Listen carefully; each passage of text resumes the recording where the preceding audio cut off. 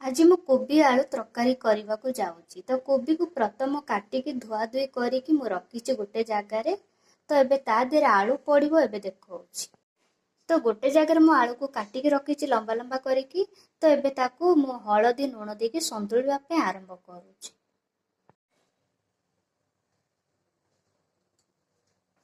ତ ଏବେ କରେଇରେ ତେଲ ପକଉଛି। ତ ଅଳ୍ପ ତେଲ ଦେବା।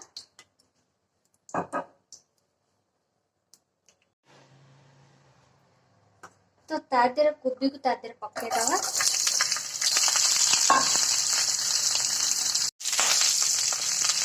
କୋବି ପକେଇ ସାରିଲା ପରେ ଆଳୁକୁ ପକେଇଦବା।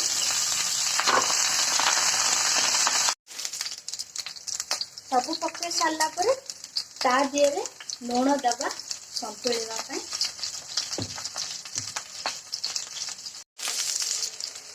ତ ଲୁଣ ପକେଇ ସାରିଲା ପରେ ତା ଦେହରେ ହଳଦୀ ପକେଇଦବା।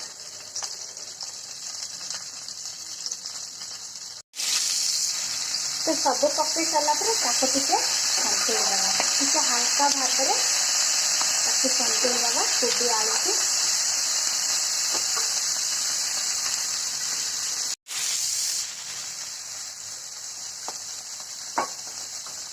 ତ ଏବେ ତାକୁ ବାହାର କରିଦେବା।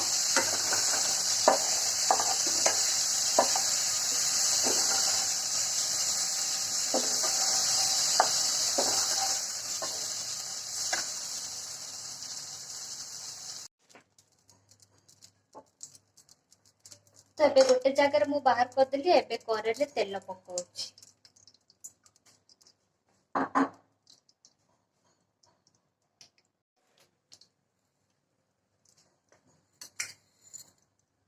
ତ କରେଇରେ ମୁଁ ଫୁଟଣ ପକଉଛି।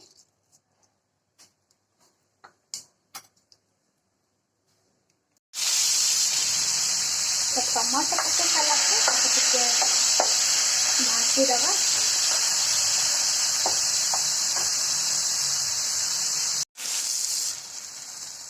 ତ ଟମାଟୋ ସିଝିବା ଆସିଲାଣି। ଏବେ ତା ଦେହରେ ଆମେ ମସଲା ପକେଇବା ପାଇଁ ଆରମ୍ଭ କରିବା। ତ ଏଇଟା ହେଲା ଅଦା ରସୁଣ ପିଆଜ ମସଲା ବଟା। ତ ତା ଦେହରେ ଦେବା। ତ 2 ଚାମଚ ମୁଁ ଦେଇକି ତାକୁ ମସଲା ପକେଇକି ତାକୁ ଟିକେ ଢାଙ୍କି ଦେବା।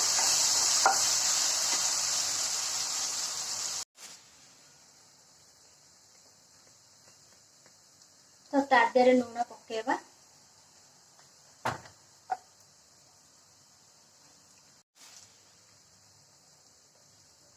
ହଳଦୀ ପକେଇଦବା।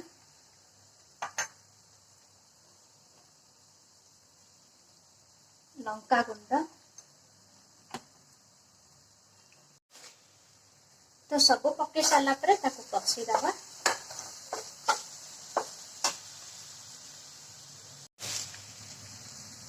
ତ ଅଳ୍ପ ଅଳ୍ପ ପାଣି ଦେଇକି ତାକୁ କଷିଦବା।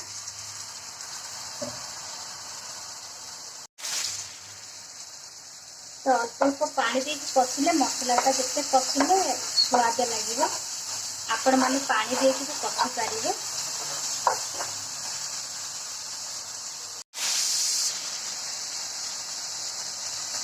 ତ ମସଲା କଷା ହେବାକୁ ଆସିଲାଣି। ଏବେ ତା ଦେହରେ ପକେଇଦବା ଯୋଉ ସନ୍ତୁଳି ଦେଇଥିଲି କୋବି ଆଳୁ ପକେଇକି ତା ଦେହରେ କଷିଦବା।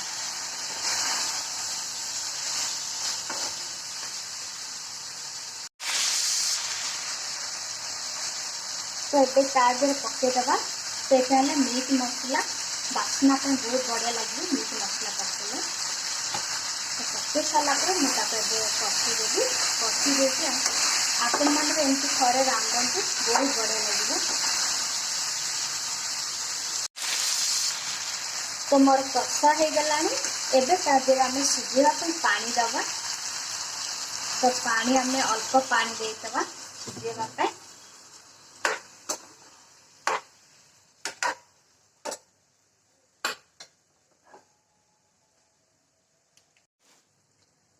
ତ ଏବେ ତା ଦେହରେ ଢାଙ୍କୁଣା ଦେବା ସିଝେଇବା ପାଇଁ।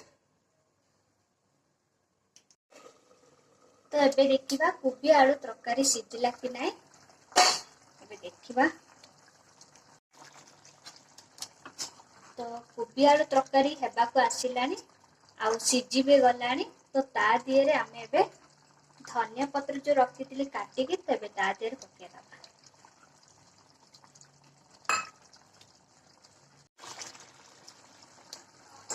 तो आदे धनिया पत्र जो पड़ी बहुत सुंदर दिशुची।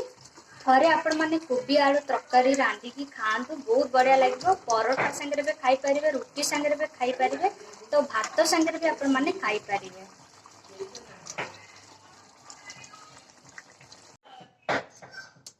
मोर कोबी आलू रंधा जदि भल लगिला ताले आपण माने मोर चैनल को लाइक करंतु, बेल आइकन दबांतु, सब्सक्राइब करंतु, कमेंट माध्यम लेखिकी जणांतु।